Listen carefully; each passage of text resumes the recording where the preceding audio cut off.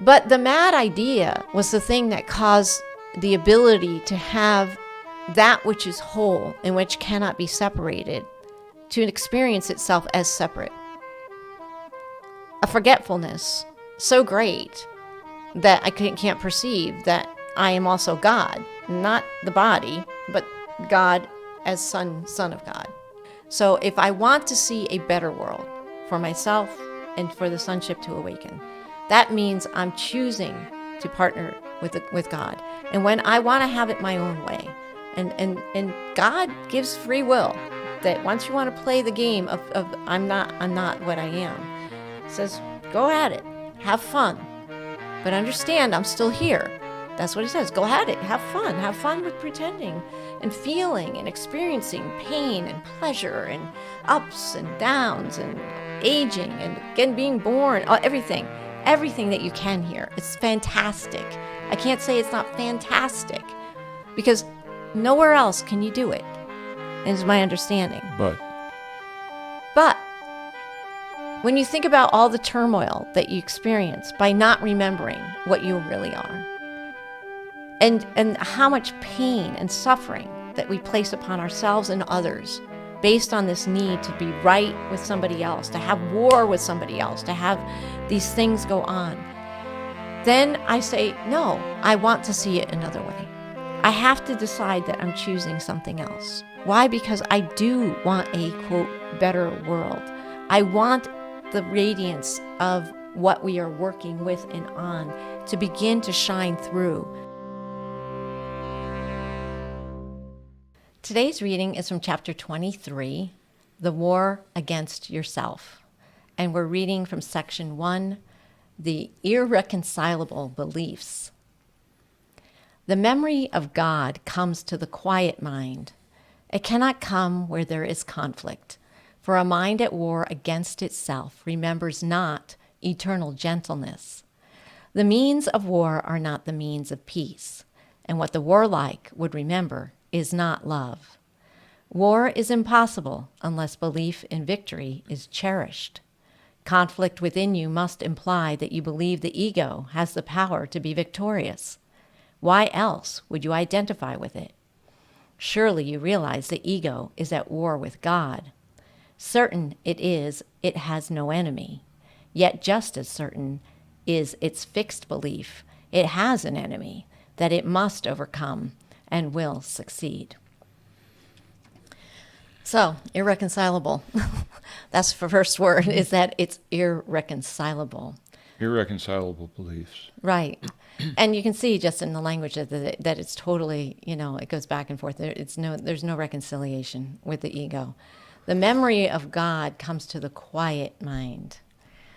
I'd like to think that I can get a quiet mind, but I don't have a quiet mind a lot of times. Even when we sit in meditation, it's needing to focus on something. This quietude it's talking about, or this quietness, it's not a quiescent state. In other words, a lot of times when someone sits and meditates, they calm themselves. At least that's my experience. I really think that this is talking about a different level of quiet. A quietude. Okay. Because the way we are, it says, the memory of God. The memory of God. First of all, that's a phrase that maybe it has a lot of meaning for you, but I'm not really sure what the memory of God is. The memory of God. That's the reason why you don't have the memory of it. So and I'll just leave it at that and not try to figure it out. Let's just... Yeah, and it cannot come where there is conflict. For a mind at war against itself remembers not eternal gentleness. So this quiet mind is a mind that's not in conflict. It's not conflicted. It's at peace. The means of war are not the means of peace. And what the warlike would remember is not love. So where there is peace, there's love. But where there's war, there is no love. So I'm going to say that on this paragraph, because we read this the other night, and I told you what some of my conclusions were, and you were appalled. So right. rather than appall everybody right off the bat, I'll just say that the quiet mind is not the quiet of a meditative state. It's not just calming yourself. It's a radical reposturing of an inner state, and we've talked. At least I have talked about this. Right. The war is within the own mind. The back and forth. It doesn't reconcile right within itself. And we need to know who's fighting who, and it goes into some of these things, right? Yes, we need to know who's fighting who, and what the nature of it is. And maybe what I would say about the first part is just to realize maybe I don't really know what peace is, really. I mean, Yeah. Most of us don't know what peace is. Okay. If we did, we would want peace. As my mom said one time, she goes, "Who wants peace? It's boring." That's exactly what she said. I was for some reason, it's associated with a place of nothingness as opposed to a place of non-conflict, which is a place that when you experience it within yourself, you desire it. You'd say, God, if I could only stay here, But okay, well, let's look at this. Having said that, let's look at the way I'm cognitively set up.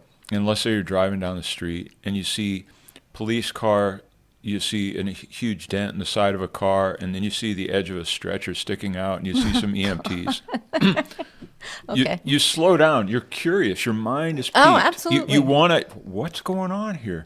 Now, if you see, let's say, children, I don't know what, playing in the leaves or building a fort or some other happy thing, maybe a dog just enjoying itself wandering around, you don't really throw on the brakes. It's not going to create a traffic jam. In other words, we're more set up to look at the emergency death situation. and destruction. It's just to notice that there tends to be, that's the one that wakes us up. It's the way we're set up. We're set up perceptually and psychologically for defense. We are in a realm and as soon as you see it, you go, God, I'm glad it's not me, and God help that family, or whatever else. I mean, there's the association with your own body being mashed somehow. Well, right, but beyond that, you just say, okay, so I'm tooled this way, regardless of what the narrative is on what's happening. I'm tooled toward defend and attack. Right. Defend and attack. And you say, how come? Well, like any good soldier, ours is but to do or die. Ours is not to reason why. So in the body, we're not really set up to reason what the war is that we're in. We're not set up for that. It's talking about a war. It's talking about conflict. And it says that the ego thinks that it can be victorious in this war. And I'm sure that there's some vets. I know for sure there's some vets listening. And that and when you go back and you go, did you wake up on a daily basis in wherever, Vietnam or something, and say, we're going to win this one? No, it's just like, how can I protect myself from the enemy? It's I think. I would think that it's all a modus of defend and attack, and not really understanding even the concept of a victory. I agree. Victory belongs to others. I'd say it's true of us as well. This victory it's talking about belongs to others. So we got to say, okay, we're the grunts. Okay, we're the grunts. We're the government issue. We're the GIs. We're not. It's not our war. It's not our battle. It's not our fight. If it was, then we would have a sense of fighting God or defeating God or fighting this and I'm just saying it's ambiguous. Okay, the part that said, surely you realize the ego is at war with God. Certain it has no enemy. And then, so this is where the conflict is, the irreconcilable, because the ego is doing this. Certain it has no enemy, and yet, just as certain, it's fixed belief it has an enemy that it must overcome and will succeed. So that is the conflict within the self, right there. It's certain there's no enemy in some ways. Like, how could I? In other words, I'm the all-powerful. The ego's the all-powerful, and it's the heavy hand. And yet, it's certain it's going to have to defend something, and it's going to have to overcome and succeed at the same time. So that's a very strange place that the ego plays in within ourselves. Why would it say certain it has no enemy? the ego. And yet all of it's its enemy. I'm just saying. Well, ironically, the ego doesn't have a sense of self. Right. The ego doesn't say, I'm this or I'm that. I mean, my understanding of all this Course stuff is to get to the subtler level. It's not like the ego is an occupying force within me that has strategies, a hope for victory, or any of that kind of stuff. I think It so. is, well, put it this way. I think so. It's a mechanism. It's a mechanism for the feeling of vanquishing or victory. But it's not like the ego has a plan. It has said in other places, if the ego succeeds in what it does, nobody wins. Right. I mean, there's no victor. There's no one That's right. there. So if the ego... But it is the occupying thought system of most bodies. It is the predominant occupation. But I think of the ego more, after doing the Course, I think of the ego more as what I've heard about ghosts, which is it's a function. It's a leftover. It's not a sense of self. It's a sense of a lot of reactions in time and space. It is our rule for functioning in time and space. And that's why you partner with the ego or you partner with the Holy Spirit. It's kind of a parasite because it requires the host, which is the body, in order to have a sense of identity. Exactly. It's a parasite. In other words, Yeah. the so-called I within me partners with the ego, if it does, and then that I is energized with strategies, which is attack and defend. It's energized with strategies. Right. If it partners with the Holy Spirit, it does not have those strategies. The ego can't partner really with the Holy Spirit. It's a decision. No, but I. Oh, yes. The I. Yes. Yes. There is a chooser here somewhere. There's Yes. something here choosing. Right. That's right. Yeah. That's true. Let's go on. Paragraph 2. Do you not realize a war against yourself would be a war on God? Is victory conceivable? And if it were, is this a victory that you would want? The death of God, if it were possible, would be your death. Is this a victory? The ego always marches to defeat because it thinks that triumph over you is possible, and God thinks otherwise. This is no war. Only the mad belief the will of God can be attacked and overthrown. You may identify with this belief, but never will it be more than madness, and fear will reign in madness, and will seem to have replaced love there. This is the conflict's purpose, and to those who think that it is possible, the means seem real. Okay, so the conflict's purpose is to replace love. Yeah, it does, and it also makes it so that the war is meaningful and it has reality. Whether it's internal or external, it doesn't matter. That it has a reality that I believe in. If I'm seeing bombs going off outside, there's a war going on. Something wants to destroy me from the outside. But often, most of the time, those of us who are not in those kind of circumstances in our lives or whatever, the war is within most of the time. It's our judgments against others and ourselves. Well, the other night, I'm not going to try to recreate my thought process yet anyway. When I was reading this, I thought, we haven't yet met the brother. We haven't met the sonship. We haven't dealt with the concept of, let's say, forgiveness. We haven't dealt with the usual toolkit in the Course in Miracles.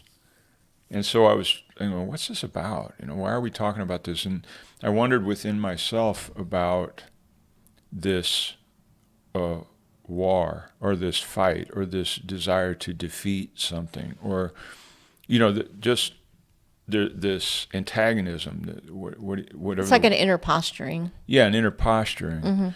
And I guess what has gotten me particularly interested in this is that, without going long on it, not long ago, I saw myself on tape and hated it. I mean, the overwhelming sense of disgust at seeing myself on a tape was astounding. And I could connect that up with other periods that, like years ago. This isn't frequent. The stunning revelation of antagonism that's within myself. Yeah, kind of a self-hatred, right? Yeah, the stunning revelation of this inner antagonism that really doesn't have to do with other people. Right. It's infrequent. I'm going to say maybe if I tried hard, I could come up with a half a dozen times that I've had this thing rise up, and it's stunning. It's not like something that creeps on. It is like a Dr. Jekyll, Mr. Hyde moment where suddenly the potion was taken and wow, look at this. You're in this other state. So this whole section on the war against yourself, I'll say again, it seems extremely critical because as I alluded to in the first paragraph, if we're like GIs and we're just grunts in the trenches, the grunt in the trench is not really allowed to think for himself. In fact, there's certain, not that I've been there. Okay? Right. I haven't been there. No, it seems to be that way. The orders always come from on high, and they have to enact them. Well, and you're not sort of allowed to think for yourself. You say, what am I? I'm a grunt in the trench, and whatever comes at me is what I have to do. Ours is not to reason why. Right. And if you do ask yourself meaningful questions, it can be a severe betrayal of yourself as a tool that belongs to someone else. As a grunt, I belong to someone else. I'm a what do they call it? Prosthetic. I'm a prosthetic for unknown forces. That's what soldiers are. They are a prosthesis. They don't really have a dog in the fight. They are the dog in the fight. They are the dog in the fight, and once the missiles or the bullets start flying at them, they fight because it's just to protect the body. Right. It's self-preservation. And so is my understanding. So just notice that for a person that's engaged in a battle that they don't quite understand, they can analyze themselves and realize there's certain things they're not really allowed to think. And if they do think those thoughts, things don't go well. It's one of those things like don't think about running. Don't think about getting out of this. Don't think about abandoning anybody. What about the brotherhood? What about, there are a lot of, I would think, rules and conditionings that keep the group as an unthinking but effective group. Right. And so apply that back to the body and the It's us. Yeah, it is us. It's us. Okay. I'm here. What I'm saying is the soldier no more necessarily clearly can dialogue with himself that he's nothing more than a prosthetic. He might as well be a wooden limb. He might as well, or he's nothing, okay? He's nothing but an appendage of a larger entity that wants to use him as it wants to use him. I'm saying that's why we have a vague sense of not really knowing where the enemy is, who we're fighting, how we're fighting. And yet the ego wants us to always believe in some sort of enemy. It's a way of keeping us not looking in to see the light. So it's constantly distracting us with this fear or that fear about the world, about ourselves and everything else, about our brothers in the world, who's on my side, who's not on my side. And so the ego is constantly making sure that we don't find out who we really are. It's definitely its job to make sure that we don't find out who we really are, because it knows that he feels the enemy, which is the light, if you want to call it that, or God himself, but he doesn't want us to, and he doesn't really, whatever that is, whatever that parasitic energy or whatever it is that comes in and becomes part of my thought system, it doesn't want me to find anything out. It would keep me in the dark as much as possible. But gotta be clear in some ways.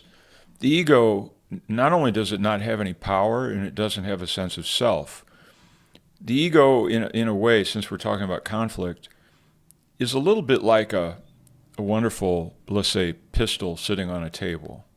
Beautiful piece of engineered metal. Mm-hmm. It's got, explosive firepower. It's got lethal force implied in it. Mm-hmm.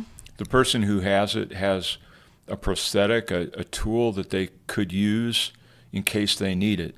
And this world, since it's set up as attack and defend, the physical Mm-hmm. body, the separation, the apparent separation of forms, it makes a lot of sense to pick up that pistol. Yeah. And the ego is that pistol. Yeah, it The is. ego- and some it- people's anger is as strong as a pistol, and it feels like you get blown over So, by their so energy. what I'm saying is a tool. So let's not. Yeah. I think it's misdirected to think of the ego as some kind of conscious entity, like a pistol would be a conscious entity that makes me pick it up and makes me use it and forces me to fire pistols. It is. It's built as an offensive weapon. Mm-hmm. A pistol is. And so the ego is built that way. And as it lays there on the table, the chooser Mm-hmm. looks at it and says, who am I going to choose? The Holy Spirit or the pistol, Well, that's the true. ego. Yeah. And it's like says, well, let's be realistic. That's, Mm-hmm. now I know. So anyway, so let's go ahead and Yeah, read let's three. go ahead. 3. Sure. Be certain that it is impossible God and the ego, or yourself and it, will ever meet. You seem to meet, and you make your strange alliances on grounds that have no meaning. For your beliefs converge on the body, upon the body, the ego's chosen home, which you believe is yours. You meet at a mistake, an error in your self-appraisal. The ego joins with an illusion of yourself you share with it. And yet illusions cannot join. They are the same, and they are nothing. Their joining lies in nothingness. Two are as meaningless as one or as 1,000. The ego joins with nothing being nothing. The victory it seeks is meaningless as is itself. So, I don't know, I think that was pretty plain, that the ego, would have us believe that it has real power, has real jurisdiction and everything else, and the victories, that it could really be victorious in any particular situation. And yet, that's not where the power is. The power is in the opposite. It's in the peace. It's in the love. It's not in this thing. Okay, I heard a Course in Miracles teacher. I actually wanted to dwell on this more, and I can't say that I spent a lot of time with it. I would like to spend more time with it. But there was a tacit understanding from this teacher, who is well respected and quite notable, that the world is an illusion. This is all an illusion. Now, I can't do justice to the argument or the narrative that he wove, but the world is an illusion. And I'm always left, and it's a common thing. In fact, Joanna and I we run into some. Yeah. We have our rubs are basically around that realm of illusion, like. Right. But I just want to point out that the illusion is not the nature of a schizophrenic phantasm that appears in my mind somehow. That's not the illusion. It's not like a ghost that appears out of nowhere, like some firing of electrical particles. Let me put it this way. Any illusion has to have a basis. Yeah, and that basis is always built off of God himself, because nothing can function without the energy and force of God. Okay, but the illusion isn't, okay, the illusion isn't based on, it doesn't. I mean, us moving our hands and everything else, it doesn't happen without life, which is love. Right, no, God is the basis for sure, but I wanted to go to the snake and the rope thing just to say that the illusion that the Course is talking about always is the quality of, I saw a real thing. Mm-hmm. I saw a rope. Mm-hmm. Now my mind overlaid a snake. Right. So where is the illusion? I saw a rope. The rope was really there. Mm-hmm. And this is what we're talking about. So when we talk about illusions and the world is an illusion, and that you just kind of like say, you know what? This is crazy train, and none of this has anything to do with anything real. And Yeah. so you just got to experience as much love and peace and go to forgiveness and partner with Jesus and the Holy Spirit and just go at it. And I actually think that there's a a more sublime and actually miraculous, wonderful quality to the snake and rope problem with the illusion that we're in. Okay. It's fantastic because we're dealing with It's perception. Yeah, We're dealing with perceptual. there's the perceptual layer, but whether I'm perceiving a rope or a snake, I'm perceiving the same thing. It's not perception. That's conditioning and judgments, and also the mood set that I'm in. Like if it's dark and I'm going in, and there are warnings about snakes in the garage, Right. and so that when I see the rope, I'm already, it's happened all the time. Yeah. You're sitting in the bathroom for some reason, just minding your own business, and a piece of paper, cat hair or something, blows across the floor, and I go, "Oh, spider!" Like this. It's yeah, the you snake, jump for sure. It's the snake and rope thing. Yeah. Or if you're reading a horror story, and you get this feeling like it's some Stephen King thing or whatever, and then something tickles your neck. You can go, "Hoo-ah!" It's so it's all the snake and the rope. So that the illusion it has a basis. And so that this war that we have within ourselves, I don't think it gets me very far, or anybody, it doesn't get them very far to just say it's an illusion. Like your mechanisms don't work, your hardware isn't working. No, your hardware is working great.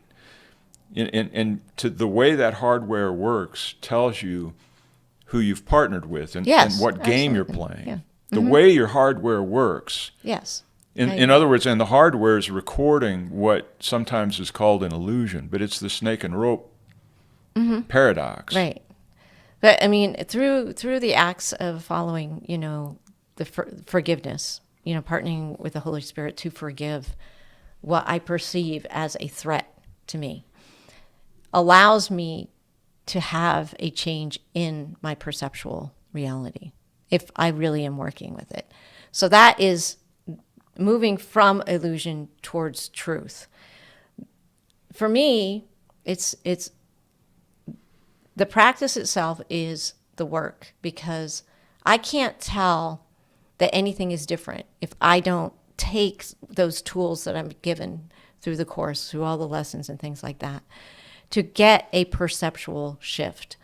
Because when the perceptual shift happens, the table doesn't change, you don't change, something interiorly changes so that I no longer feel the threat. I no longer see the world in the same way. And that is the true work of the Course, is because the illusion is that I can be threatened. The illusion that I can be killed. The truth of who I am is immortal.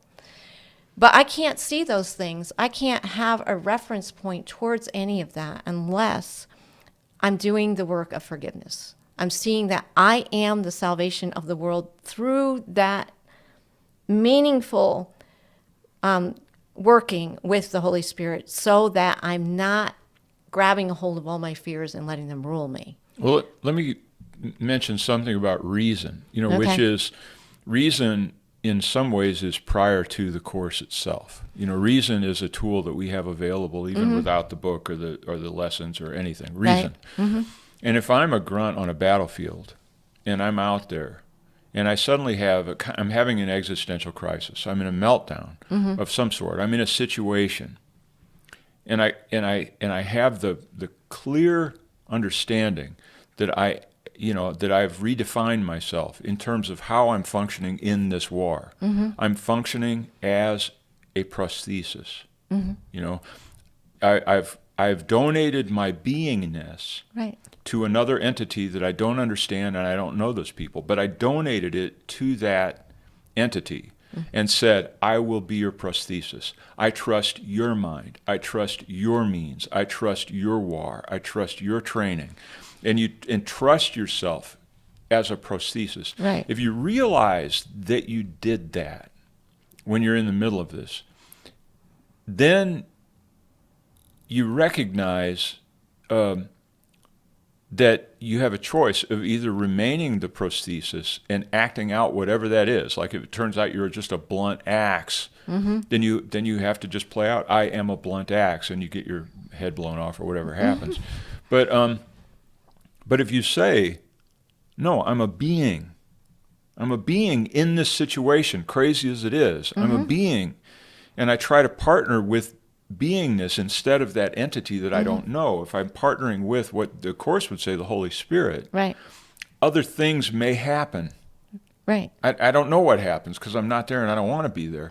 But I guess what I'm saying is that right here where we are, you and I talking and anybody listening and anything else, is there's a level of using reason to get.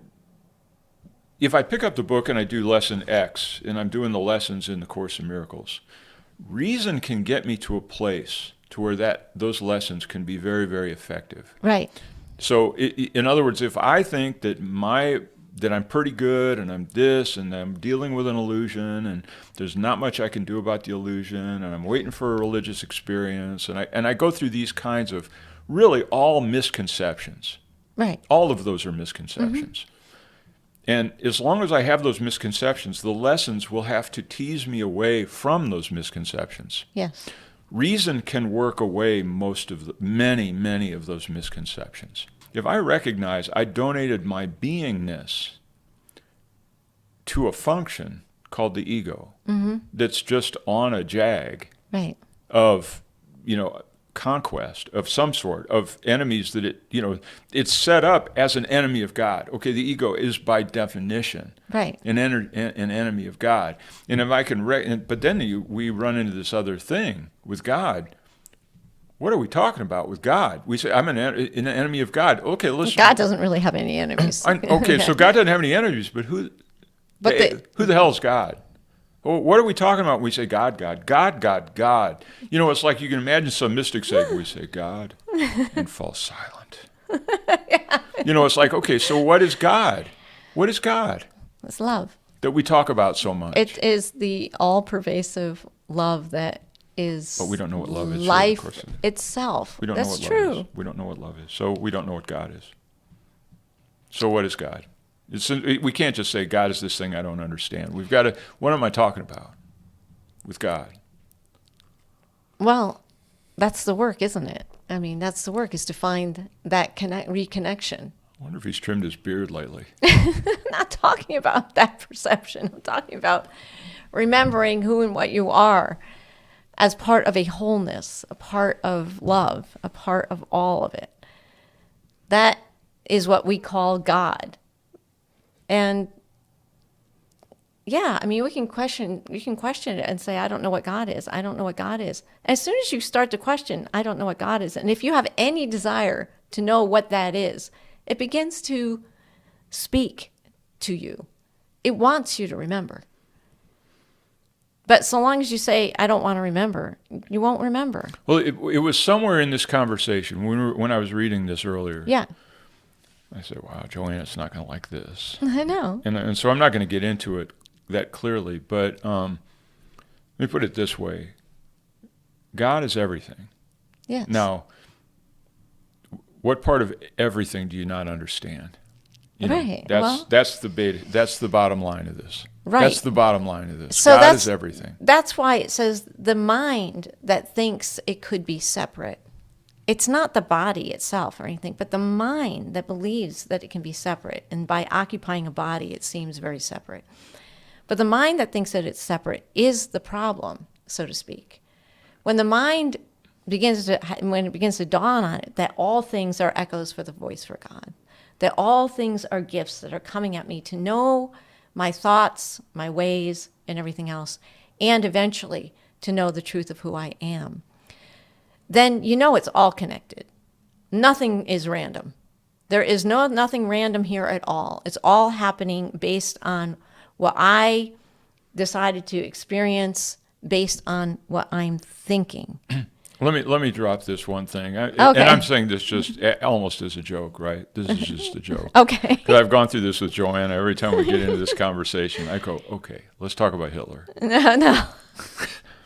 I say Hitler was born, wasn't he? He had a mother, right? Yes. He had a childhood. He went to grade school. He went to college. He was an artist, right? So what about Hitler? Did God make Hitler, or did you make Hitler? And you go, and you go back and forth. Anyway, I've gone through the Hitler story, and I say, okay, substitute the body for Hitler. Right. You know, in other words, did God make the body or did I make the body? Is the body there? Is Hitler there? Okay, is Hitler an illusion? Is the body an illusion? So all the stuff he did, is that an illusion as well? Or do I know what he did? And I don't really know Hitler, you know? Yeah. I looked at Hitler from both sides now. Whatever. Or the body. The reason I like to use Hitler is because there's a kind of a social agreement construct that everybody knows who the guy is, even though no one's met him. He's definitely the one who's in hell. Well, I mean, that's a consensus. that's why I like to use Hitler. Yeah. That's why it's so great, because he seems to have inherited in our modern our era, he has inherited a certain position, and the Course has the body in this place, and a lot of times we talk about the body. Well, the thing is, there's a problem with trying to define the illusion, because as soon as you start to define the illusion, you're making it real. So that's where our conflict is, because the more I say, well, the illusion, the body is for this, or the body's for that, and everything else, I will then become attached to the material way of life and not want to see beyond it. So I do want to see beyond it. I mean, personally, I want to see beyond the material. I want to see and experience the light that shines and radiates within all things, that is the praises to heaven and God at all times. It's there. I can't see it on a daily basis. I had a glimpse through the veil, right, and that's it. Okay, well, let me give the punchline to the Hitler joke. Okay. The punchline to the Hitler joke is this: okay. That just to recognize how sloppy the understanding of Hitler is, and then substitute in the word body, how sloppy my understanding of the body is. That in other words, Hitler, yeah, he grew up. He's a child. He went to high school. He was an artist. He was this. He has a reputation. He was in World War I. He gives these fiery speeches. He wrote Mein Kampf. He did this. He did this. We got all this material on Hitler, and yet we have opinions about him that were mostly delivered to us, and all this other kind of stuff. Right now, the body's the same situation. I created an idea of what my body is, and yet there was something that really was born from unto Bill and Dorothy Hamilton, right. And so that there's the baby Phil, and he grew up, and he really did have these things. It's kind of not an illusion because it's sitting here talking to you, right? And yet I don't have any memory of that. It's an extrusion of something that popped out at some point, and right. So just that the understanding of what the body is, and rather than thinking that we understand what illusion is, or what the body is, or what the ego is, really a lot of the Course, I think, is a semantic refinement to understand what it's trying to say to me. And it can be extremely enlightening just reading the Course and probing what the possible uses of the words are and my personal limitations and understanding what that terminology is. Right. Right? Yeah, right.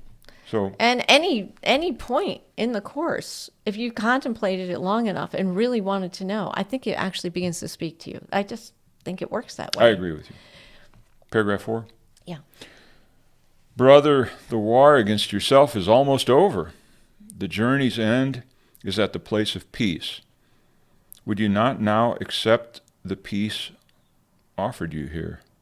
This enemy you fought as an intruder on your peace is here transformed before your sight into the giver of your peace. Your enemy was God himself, to whom all conflict, triumph, and attack of any kind are all unknown. He loves you perfectly, completely, and eternally. The Son of God at war with his Creator is a condition as ridiculous as nature roaring at the wind in anger, proclaiming it is part of itself no more. Could nature possibly establish this and make it true? Nor is it up to you to say what shall be part of you and what is kept apart. Well, it says the war is almost over. I like that, particularly considering the state of the world right now. No, okay, let's take anything. Take any pet peeve you've got. I used Hitler as a joke, but let's say, use the hip pain or the problem with a friend or some shameful memory, some faux pas, some bad investment that you've borne the brunt of forever. Whatever it is, you take this what do they call it, bête noire, this little dark monster, and you take this thing and you say, what's my dark monster? And it says, your enemy was God himself. Right. Your enemy was God himself. Your enemy was God himself. Mm-hmm. Now, how do you want to spin that one to cover cancer, car wrecks, relational breakups, aging and death? All the things I'm afraid of, all the things I run from. I said this in one of those other ones. Right. The blessing is incoming. It's the hound of heaven. Yeah, right. So, well, I mean, if this world, that is perceived through fear-based programming of the ego, is, and ultimately it is that I want to wake up. I mean, some people don't want to wake up. I want to wake up.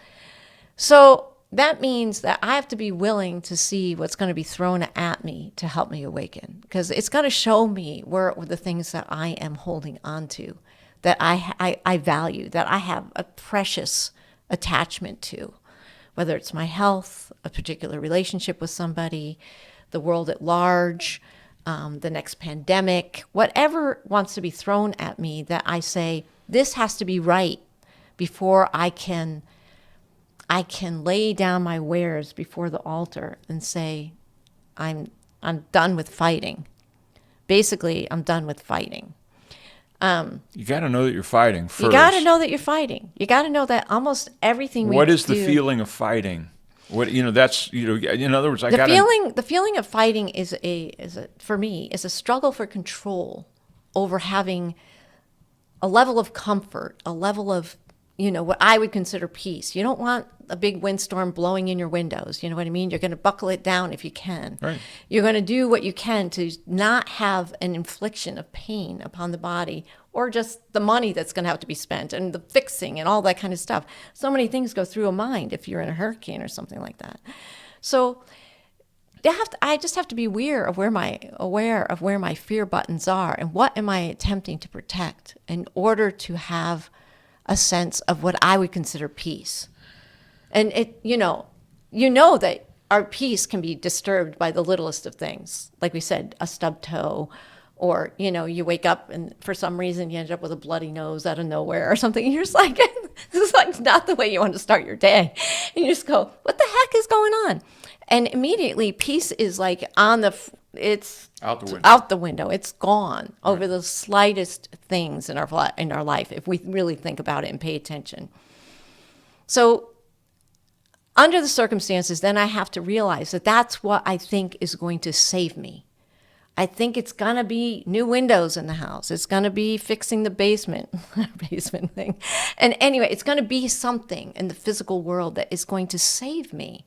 It's going to be having a new exercise program. It's going to take more vitamins, whatever it's going to be. All of that is a fight against God. It is. It's all a fight against God. So, and it's not trusting that there is something that loves me, knows what's best for me, would have me do exactly with greater ease and peace in my life if I would lay it down in front of him and say, please, this issue with so-and-so, here, please take this from me, and literally let it go and recognize when you take it back and then lay it down again. Because it's the taking it back that doesn't allow the Holy Spirit to show that change in perception. I want the change in perception. I don't want to be afraid of what's on the screen, what my friend is saying, or whatever else. I do not want to be afraid of those things. I want to say, no, there is another way. And when I actually lay them down and I say, I want to see it another way, I find most of the time, and sometimes it takes more than 24 hours and everything else, but there is an internal shift. And that internal shift, it's like, where did it come from? How did it happen? I was ruminating about something, and then there's an internal shift. Well, it came from something, knowing something greater, something that I can't perceive. Something has now sent peace unto my life because I've given up that judgment, usually on myself or the other. Wasn't there a reinterpretation? Yeah, there's always a reinterpretation. But you know what? Sometimes I can't name what that reinterpretation is. Sometimes I just recognize that I didn't have to think about it that way anymore. And then sometimes it's a few days, if it's with another person or whatever else, that I realize the trauma that I was making about that issue it's not worth ruminating on. It's not worth it. It's more like it's better for me to internally say, give me your blessing, Holy Son of God, and let it be God's world. I want to see God's world reflected back at me, not my egoic, fear-based world reflecting back at me. So I'm choosing all the time. We're choosing all the time. Am I choosing God's world to be reflected back at me, or am I choosing the ego's world to be reflected back at me? And if I'm choosing that I'm going to be right about this, I need to control this situation, whatever it is, then I will get the ego's reflection back. And it will reinforce my fears, and it'll say I'm right. See, you were right to be afraid about that. You needed to get that new thing fixed because see what happened and everything else. But that's not necessarily true. Because a reinterpretation, as we just had the other morning with, frozen pipes, is that in an instant, something can happen that says, I hear your prayer. I hear that you're looking for a reference point, that there's something beyond this world that works with me.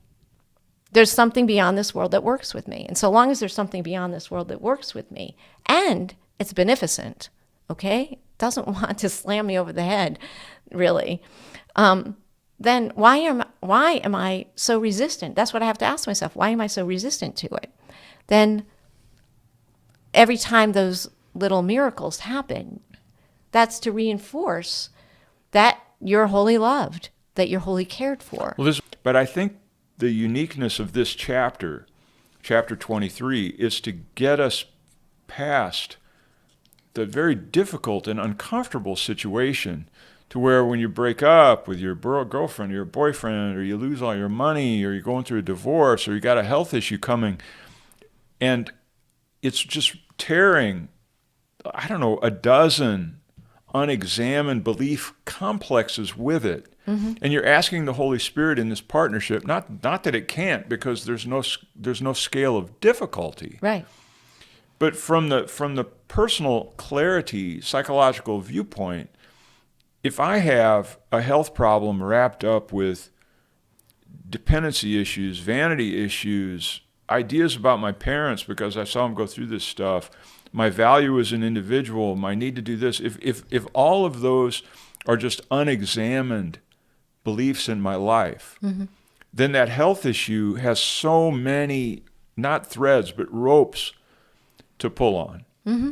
And I think that, and I'm not saying that we don't have those, it's just that I think that the psychological aspect of the course is to try to get us to a place to where we don't have so many right. cargoes to lay them down. Containers of things. Stop carrying that cross. The war against yourself was undertaken to teach the Son of God that he is not himself and not his Father's Son. For this, the memory of his Father must be forgotten.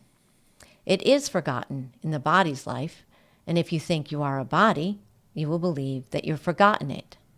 Yet truth can never be forgotten by itself, and you have not forgotten what you are. Only a strange illusion of yourself, a wish to triumph over what you are, remembers not. So it's hidden. So long as I had this belief that only the strange illusion of yourself, a wish to triumph over what you are, fully as a holy Son of God, fully at one with the Father and his Son. I am my Father's son. That is the reason that keeps me entangled in this war against myself. And it's saying that I can have this memory again. The memory of his Father must be forgotten by believing I am the body. It's saying it is forgotten in the body's life. And if you think you are a body, you will believe that you've forgotten it. And yet, it says it cannot be forgotten.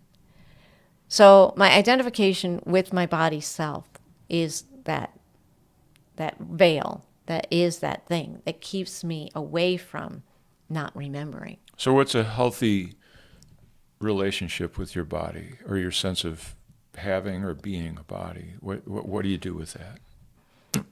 Well, I can only explain for myself, I guess the best I can, is that it's required for communication. It's required for relationship in this realm. If I don't have a body, there's no reason to be here, obviously, So it's, in a way, we talked about the refiner's fire and everything else. This is a way of purifying my mind, if I want to, by entering into a body, by recognizing where I am, being that judge, being the one who needs to be right, the one who has to have it her own way, all of that kind of stuff. If I recognize that those are the patterns that are keeping me from remembering that I decided to take on a meat suit and come in here to do what? Well, I think all of us who are doing these kinds of practices and everything else, it's to awaken the sonship. Isn't there the delusion itself? I pretend as though I don't believe I am that meat suit. I know. In other words, that is a problem. No, so that in a lot of ways, as long as I can talk easily, clearly about the meat suit and the illusion and all these things, I can delude myself into thinking that I'm not a full participant in the madness. I can say, that's not me. That's other people. All those folks out there, right? They all think they're bodies. Right. Me, right. I've read the book. I've done some meditation. I don't think I'm a body. And that's delusional. Because when somebody's twisting your arm, you realize very, very quickly that all of that equanimity goes shoving into the pain in your arm. Right. So say something. Is there something meaningful about the difference between having a body, or even better yet, being given a body? Right. I was given right. a body, or is it my illusion that I made? And what do you think about that? What if the ego made the body and it's an illusion? Doesn't that give the ego a lot of power that it really doesn't have? Yeah. And that's a way that we empower the ego, and also it traps us in the body in a fight. Right. Well, what if I was given a body? So long as I'm here in a body, I'm going to say I was given a body. Just because. Who gave it to you? Call a spade. God. So let's just say that's God gave you an illusion. Yeah. Well, right? Why would he do that? It was the son's back to Hitler. It was the son's mad idea. Remember, it's all taking place in what it calls the Course calls the mind. But so long as I experience myself as a body, I believe in taking care of what I love to say St. Francis says is called brother ass. So you want to take care of the vehicle. I believe that. It's not just there to just be used as a random, throwaway. You decided to be here. You decided that you're going to go through experiences while I'm in a form. So I'm not just going to just say, well, whatever happens to it is fine. That's just me. A lot of people don't seem to think that way, but that's the way I feel about it. Well, at this instant, because I need it. I need it to as a vehicle. Right. Well, at this instant, I feel like I'm trapped in a Twilight Zone episode right now. I feel like I'm trapped in a Twilight Zone episode where we will talk for 1,000 lifetimes and never get to the point. And never ever, ever be able to get to that I hold this body. I hold it. I cherish it. I see the world through its eyes. As I've said in another one, everything I've ever done is on the basis of whether I could jump 6 inches or 10 inches, or whether I could draw 8 drawings or 18 drawings, or whether I could get this detail or that deal, or whether I could retain this information or that information. My whole schema of life has been through it, with it, and in it, in the unity of the body. All glory and praise to the body. That it's been a religious journey of me anchored within the body. And the Course, does that change if I say I was given a body by God? Does it change? Does any of that change in terms of what I accomplished, or how important it is that it was accomplished, or actually who accomplished it?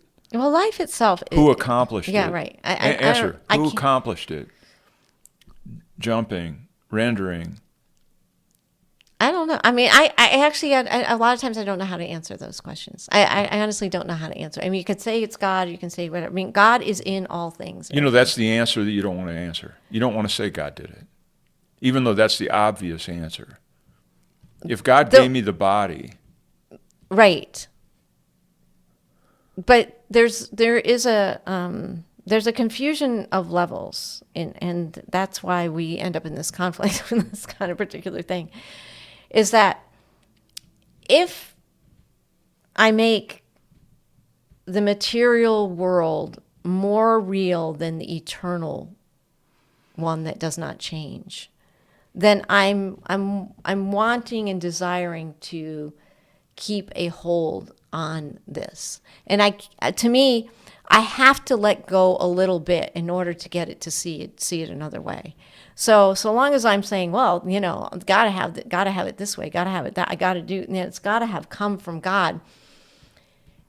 It said that God in the Course, and if you want to believe what it says that God did not make the body.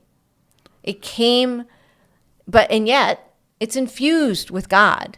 There's nothing in this world that is not right with God. Right.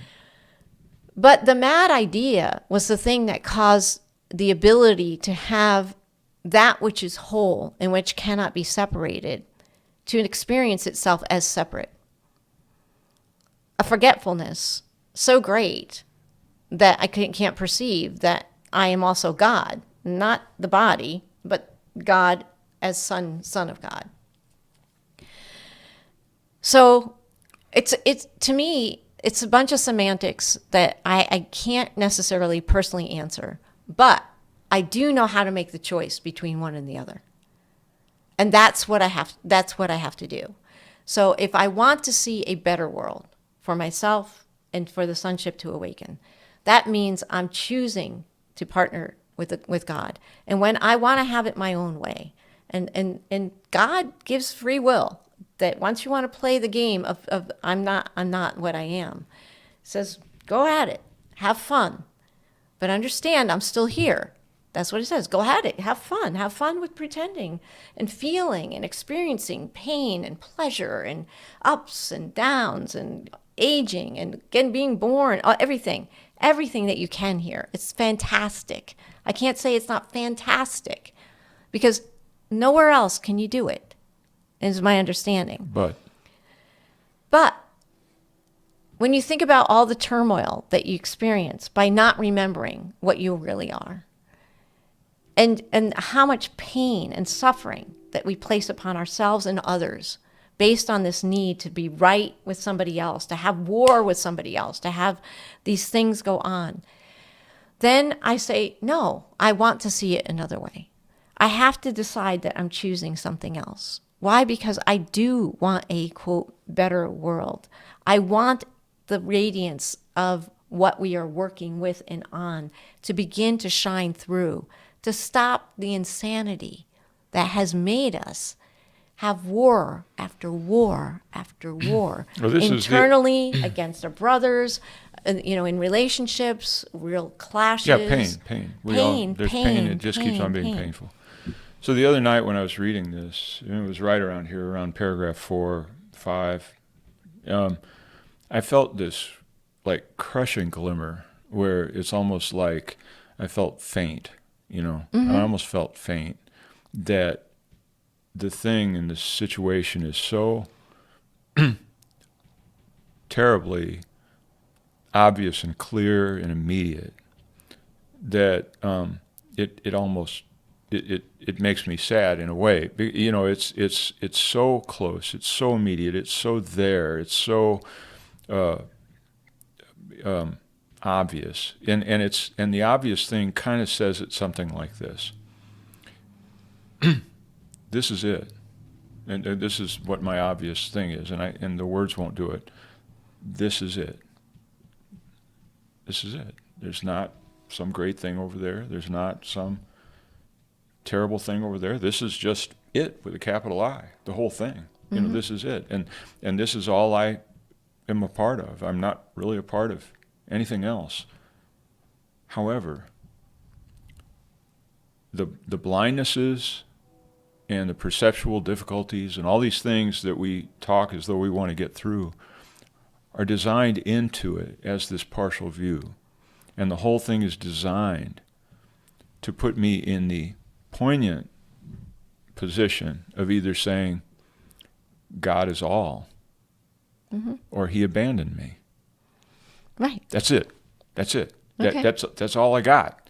God is all, or he abandoned me. No caveat about Hitler. Right. No caveat about cancer. No caveat about the endless wars. Right. You either like the way God's running the show and say, wow, I'm a participant in quite a ride. Or you say, he made a big mistake. And that's that in a sense is the conflict, is I'm misusing my chooser. Yeah, and I'm seeing God as an attacker. Yeah, you are misusing. And I'm also seeing that there's some place that I call, this is the illusion, meaning there's the real thing somewhere. What is it? Angels and fairies? I'm not really sure. But if this is the illusion, well, what if this is it? What if this is it? It. No escape, no option. Well, that's a good point. But the thing of it is that you'll know that you're having true vision because there'll be no fear in you. There'll be nothing that you have to, quote, do. No, you faint into gratitude because your impotence is so immensely obvious. Yes. And there's a moment when you're going over Niagara Falls in an inner tube when you say to yourself, this is it. Wow, I'm in the middle of something. This is it. True. No, I use that because you're going to get creamed, right, when you hit the bottom. I know. But while you're falling, you're let go. You're in the middle of nothing. Free fall. And I'm saying that life itself, I'm not saying that we're going to go splat on the sidewalk. Right. That's not what I'm saying. In fact, I would say the opposite is true. The analogy ends there, is that let's say I am going over life as Niagara Falls in an inner tube. And instead of going, wow, I shouldn't have done that, I wish I had a better inner tube, whatever it is I have as a thought, I'm on my way down and go, Zen, here I am. Right. This is it. Nothing else is going on. In the Course in Miracles, the bottom is heaven. Splash. That's right. And now I'm in a water park. Right. I didn't, what do you know? I didn't. But the thing of it is that it's trying to make it so that you do not have to go over the waterfall to finally let go. But I know, but it's there's no resurrection without a crucifixion. I know. And that going over the waterfall and coming to the point of, Father, into your hands I commend my spirit, that's when the crucifixion ends. That is. And then at that point, I'm in my inner tube, I'm on my way down, and I go into whatever, here we go, this is it. Nothing to change, nowhere to go, nothing to dread. Right. But the thing of it is that if you notice the more subtle things that you're doing with your mind or myself, and there is that locked moment where I could experience the free fall without actually going over the edge. In other words, that is the moment when I see that it's going to be us or them or the waterfall or me or whatever. That is the moment that I have that choice to say, I guess I need someone else to help me through this, because if otherwise, I mean, you are asking for pain in your life. You're asking for pain to be your teacher. I know, but what's interesting about what you're saying is, doesn't it become quite obvious? I mean, that you've had an easy life.